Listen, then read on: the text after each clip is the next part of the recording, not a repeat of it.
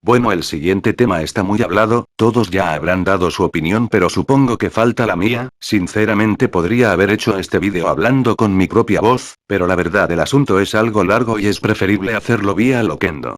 La masacre de Aurora del 2012 fue un caso de asesinato masivo que tuvo lugar el viernes 20 de julio de dicho año durante el estreno de la película de Batman El Ascenso. Mi video no es para decir lo que ya muchos han dicho en los suyos, es para dar dos versiones que encontré y después de leerlas decidí hacer esto para dar a conocerlas. También quiero aclarar que si dejo música en el video de fondo no es porque el asunto no tenga importancia, es solo porque esto es largo y puede ser pesado escuchar o leer algo por mucho tiempo sin alguna pequeña distracción. Bueno, empecemos. El ataque ocurrió en el Cine 9 al lado del centro de la ciudad en Aurora.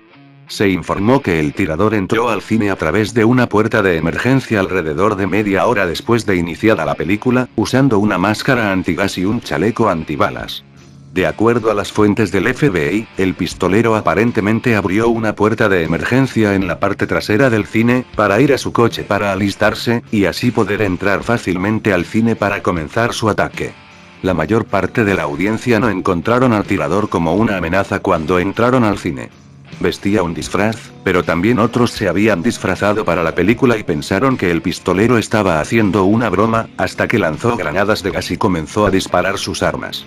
Otros presentes pensaron que los disparos eran una parte de los efectos especiales de la película.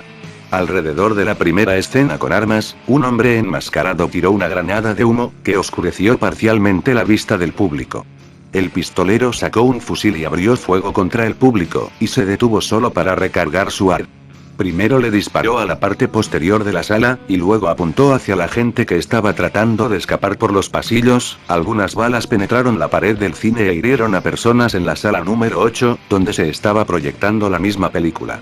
Tras salir, un miembro de la audiencia vio al tirador ir hacia la salida y le bloqueó el paso al sostener la puerta de emergencia cerrada mientras el atacante golpeaba el otro lado de la puerta. Las llamadas de emergencia se hicieron a las 12:39 am. Y la policía llegó menos de 90 segundos después, casi inmediatamente para aprehender al sospechoso al entrar a la escena 13. Los investigadores creen que el tirador actuó por su cuenta y las acciones no eran parte de un ataque de una organización terrorista. La policía luego entrevistó a 200 testigos para entender cómo se llevó a cabo el ataque. En total murieron 12 personas. 10 murieron en la escena y otras 2 fueron declaradas muertas en los hospitales locales. Los informes iniciales dijeron que 50 o 53 personas fueron heridas. Los números fueron posteriormente actualizados a 71 personas tiroteadas, con 12 muertos y 59 heridos. De acuerdo a ABC News, el número de víctimas lo hace el tiroteo más grande en la historia de los Estados Unidos. Los heridos fueron tratados en diferentes hospitales de la zona. El comisionado del Departamento de Policía de Nueva York, Ray Kelly, afirmó en una rueda de prensa que James Holmes, de 24 años, le dijo que era el Guasón. El comisionado también dijo que él tenía el pelo tinturado de anaranjado. Me dijo que era el Guasón, obviamente el enemigo de Batman. Se ha pretendido relacionar el comportamiento airado y agresivo en este tipo de individuos con la temática violenta de cierto tipo de películas. Así como la gente imagina cosas sexuales luego de ver una película sexual, otras personas pueden tener ideas agresivas luego de observar una película violenta. Sin embargo, millones de personas ven este tipo de cintas y es ínfimo el porcentaje que reacciona de tal manera. Casos similares son virtualmente nulos en décadas pasadas. Bien, esto es lo sucedido. Actualmente James está en un juicio que puede tener la pena de muerte. El problema es que James para comentando que no recuerda nada de lo sucedido. De todo esto ha salido una versión que sigue el asunto, es lo siguiente. Holmes, padre del sospechoso, es un científico senior de FICO, la empresa de calificación de crédito estadounidense. Su testimonio ante un panel del Senado que investiga el escándalo de fraude bancario más grande en la historia mundial estaba previsto para dentro de algunas semanas. Este fraude bancario amenaza con desestabilizar y destruir el sistema bancario occidental. Robert Holmes no solo descubrió la verdadera intención detrás del fraude bancario masivo de Libor, sino también su modelo de algoritmo predictivo. También rastreó billones de dólares ocultos y las cuentas bancarias exactas de quienes lo robaron, pertenecientes a cierta élite.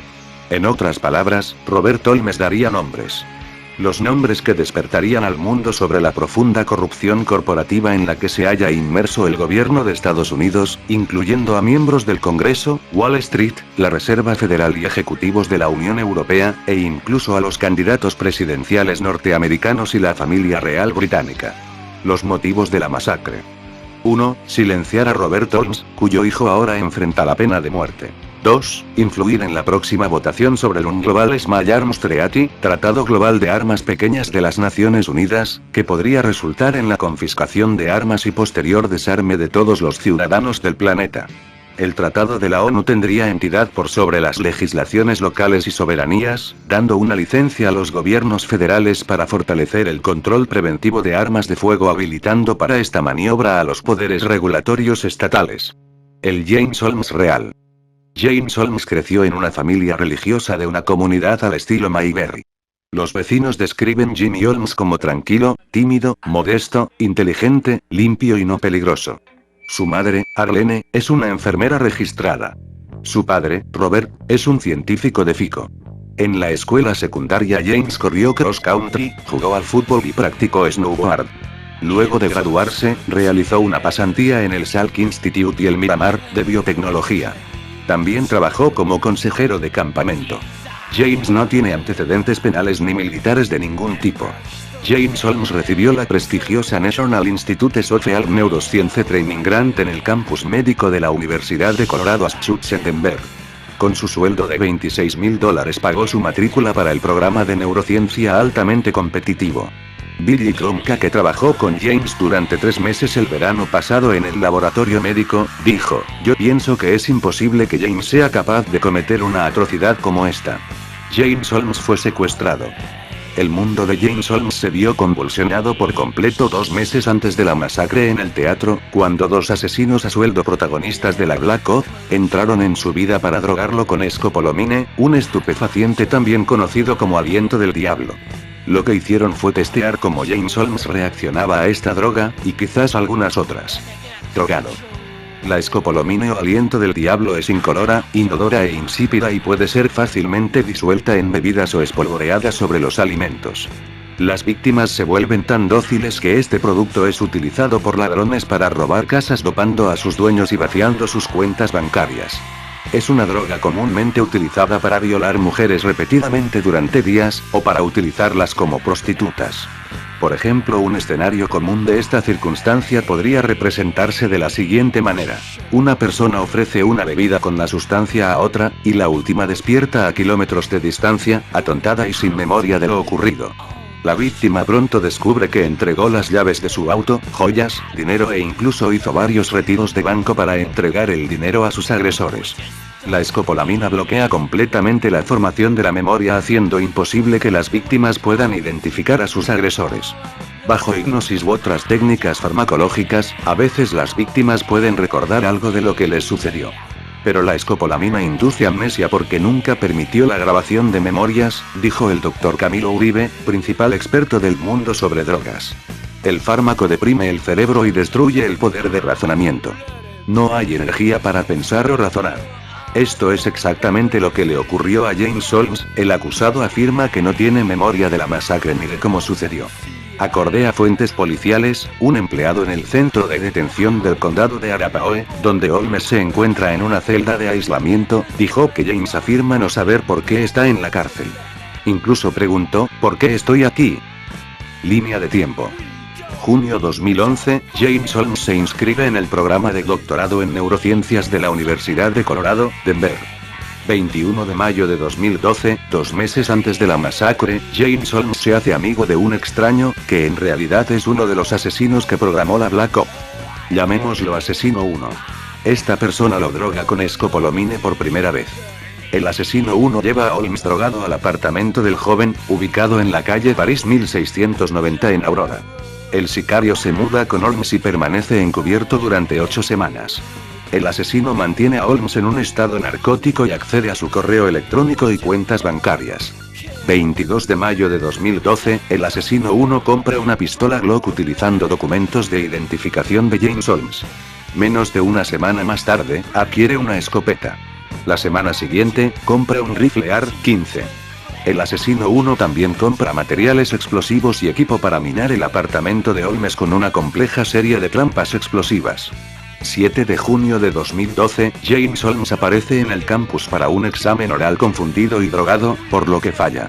Del 7 de junio al 2 de julio de 2012, utilizando el correo electrónico de James Holmes, el asesino 1 pide armas de fuego, municiones, un cuchillo, revistas sobre armas, un chaleco antibalas, una máscara, etc. cubriendo los gastos de envío rápido mediante FedEx UPS. Holmes firma los recibos de entregas estando drogado. 05 de julio de 2012, mientras James Holmes está drogado, el asesino 1 pinte de rojo anaranjado el cabello de Holmes y le toma una fotografía. A continuación, el sicario crea un perfil para James Holmes en Adult Finder, un sitio web solo para adultos. Al completar el perfil de Holmes, el criminal no sabe que Holmes es 16,002 centímetros, por lo que ingresa por error 15,024 centímetros. Holmes nunca hubiera introducido un tamaño menor de su pene, lo corriente es exagerar un poco el tamaño, no minimizarlo. El asesino sube la foto de James Holmes. Y solo unos días antes de la masacre, el sicario hace una entrada en el sitio web Adult Finder, pretendiendo ser Holmes, y describiendo su pene como corto/medio. Utiliza el nombre de usuario Classic Jimbo con un mensaje en el top de la página, sobre el perfil, que dice, ¿me visitarías en la cárcel? Julio 18, 2012, el asesino 1 escribe en una notebook notas incriminatorias, llenas de horripilantes bocetos y detalles sobre los planes para atacar el cine. El portátil es enviado en un paquete a un profesor de la Universidad de Colorado, donde Holmes fue candidato a el doctorado, que es el grado académico universitario del nivel más alto. Hasta su deserción escolar justo antes de los asesinatos. El paquete fue entregado por el Servicio Postal de los Estados Unidos el lunes después de los tiroteos, lo cual obligó a la evacuación del edificio del campus durante 2,5 horas. 19 de julio de 2012, el asesino 1 conduce el auto al teatro y lo estaciona en el parque, del lado del multiplex. Compra un boleto para la película Batman el Ascenso y entra al cine 9. Se sienta en el asiento delantero derecho cerca de la puerta de salida de emergencia. Recibe y contesta una llamada del asesino 2, luego se levanta y va hacia la puerta de salida de emergencia. Un testigo llamado Corbin lo ve hablando por teléfono celular y sosteniendo abierta la puerta de salida con el pie. El asesino 1 atasca la puerta de salida dejándola entreabierta para el asesino 2. El asesino 2 estaciona la coupé Hyundai blanca de James Holmes cerca de la puerta de salida de emergencia del Teatro 9, en la parte posterior del multiplex. James Holmes está drogado y semiconsciente en el asiento de acompañante junto a él. El asesino 2 viste el equipo de protección de combate completo. Sus pistolas, municiones, lata de gas y máscara están escondidos en la parte trasera del coche. Llama al asesino 1 con su teléfono celular y obtiene la señal de adelante. El asesino 2 sale de la Hyundai blanco, dejando semiconsciente a James Holmes, y probablemente encerrado en el auto y, a continuación, abre la puerta y se equipa con las armas y municiones. Oculto tras la máscara de gas, lleva sus armas y lata de gas al teatro, a través de la puerta de salida, unos 20 minutos después del inicio de la película. Utilizando tácticas y maniobras propias de un comando especializado y bien entrenado, arroja una bomba de gas entre la multitud y dispara un tiro al aire. El tiro asusta a personas que se levantan y corren de sus asientos transformándose en blancos fáciles. El asesino 1 deja el cine por la puerta de salida y regresa al estacionamiento donde está su auto a un lado del multiplex. Durante 90 segundos, el asesino 2 dispara cientos de rondas de balas contra la multitud matando a 12 personas e hiriendo a otras 58. Luego se vuelve y corre a la puerta de salida, tira su armadura y deja un rastro de sangre, armas y equipo de protección que conducen a la Hyundai blanca donde está sentado James Holmes en un estado de estupefacción narcótica.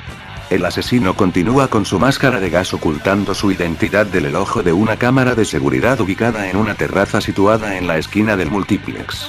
Después de pasar bajo la cámara de seguridad, el asesino 2 desecha la máscara, gira a la esquina del edificio y sube al auto conducido por el asesino 1. Ambos se alejan a toda velocidad habiendo cumplido la Black Op. Arrestado. James Holmes fue detenido en su auto sin oponer resistencia. ¿Por qué estaba rota la ventana trasera de la coupé blanca Hyundai? ¿James Holmes había sido encerrado? ¿La policía tuvo que romper la ventana para acceder a él? Los principales medios de comunicación no informan si James estaba dentro del auto o no, o si se hallaba lucido cuando fue arrestado. ABC News distribuyó un informe falso sobre una declaración incriminatoria de la madre de James Holmes, Arlene Holmes. ABC informó que cuando llamó por teléfono a Arlene Holmes y preguntó sobre su hijo siendo sospechoso de los homicidios en el cine, ella contestó: tienen al sujeto correcto. Su madre niega rotundamente haber realizado esa declaración. Mugshot es el nombre que en inglés recibe el retrato hecho a un individuo inmediatamente después de su detención. Mira la foto policial de Holmes junto a la foto de la sala de audiencias en la corte. ¿Qué ve? ¿Por qué la mugshot muestra a Holmes en el mismo estado emocional que en la foto de la sala? Respuesta. La mugshot de James Holmes no fue tomada inmediatamente después de su detención, que es el procedimiento estándar. La ficha policial fue tomada justo antes de que apareciera en la corte de 3 días después. El crecimiento de su vello facial es el mismo en ambas fotos. ¿Por qué toman la mugshot el mismo día de su comparecencia ante los tribunales en lugar del día de su detención? Porque James Holmes estaba demasiado drogado cuando lo encontraron, incluso para mantenerse derecho mientras le tomaban la foto. James Holmes no tiene memoria de la masacre, pero tampoco de los 2 últimos meses de su vida. Por eso pregunta todo el tiempo ¿por qué estoy aquí? La razón es que realmente no lo recuerda. James Holmes, la primera víctima. Hubo 12 muertos y 58 heridos. El número oficial de víctimas es 70. ¿Qué efectos adversos producen 2 meses de escopolamina teniendo en cuenta la salud física, emocional y mental de James Holmes? ¿Qué tipo de trato deberá hacer su padre con la mafia bancaria para salvar a su hijo de la pena de muerte? ¿Qué significa Black Op? Se trata de una operación encubierta llevada a cabo por un gobierno, una agencia del gobierno o una organización militar. El término también se utiliza para actividades de empresas privadas o grupos. Normalmente implica una operación oscura, un significativo grado de engaño y actividades clandestinas ilegales, que a menudo están fuera del protocolo militar estándar. Las familias trillonarias gobernantes como los Rothschild o los Rockefeller utilizan la delincuencia y este tipo de actos criminales para alcanzar sus fines nefastos. En Estados Unidos no los llaman banqueros, que sería bankers, sino banksters o bancogangsters, porque son amorales, sádicos y asesinos. No les interesa a quién tienen que engañar, abusar, robar o sacrificar para lograr su gobierno único mundial mientras obedecen a la agenda sionista. Bueno, eso es lo otro que encontré, la verdad, no sé si será cierto, también se toma en cuenta que siempre que pasa algo de este tipo de cosas sacan sus versiones o las típicas conspiraciones, pero es mejor dejarla a la decisión de cada persona. Dejaré esto preguntando ¿qué piensas tú? Bueno, por ahora me retiro, nos vemos, adiós.